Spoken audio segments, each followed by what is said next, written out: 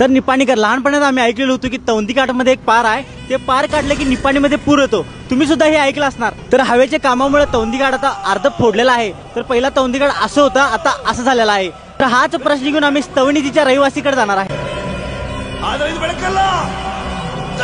ते पार काढले की निपाणीमध्ये पूर येतो असं तुम्ही ऐकलंय काय?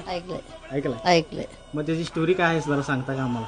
त्यात एवढं पाहिलं आम्हाला काय लिपाणीला काय माहिती नाही, खरं इथली ती पार काढली की नदी होते आम्ही सांगितले, कधीपासून तेवढं काय मला मग माहिती नाही परत। म्हणजे ते पार कुठं आहे तुम्हाला काय तेवढं माहिती? ती पार आहे कोक भरमाला, कोक ब्रह्मा होय। तिथं मंदिरात आहे का ते पार? मंदिरात नाही, वर असं टेक आहे की, आणि एवढंसं असं छोटं देऊळ आहे बारक, त्या देवळात आहे। तिकडे वर पायऱ्या चढून जातेला आहे की तिकडे, तिथं आहे पायऱ्या चढून जाते तिथं वर? हा वरती। ते खरं आहे, म्हणजे पार काढल्या ते पार काढले की निपाणीत पूर येतो पूर येतो, असं खरं आहे ते? खरं आहे ते। आम्ही ऐकले, पूर्वी ऐकले ते। पूर्वी लोक म्हणत होते, आता ते कुणाला देव जाणे।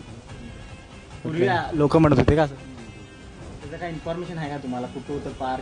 काय नाही, ती काय नाही, फक्त तौंदीत असं काढलं तर ती निपाणी जाणार, बोदगा काढला तर पाणी होऊन जाणार, रस्त्याचं हे केलं की पाण्यानं होऊन, म्हणजे पाणी जास्त असं रोज लोक म्हणत होते। तर गावकरी लोकांनी सांगितलेला प्रकार ते पार कुठं आहे ते तुम्हाला नेक्स्ट व्हिडिओ मध्ये आम्ही दाखवतो।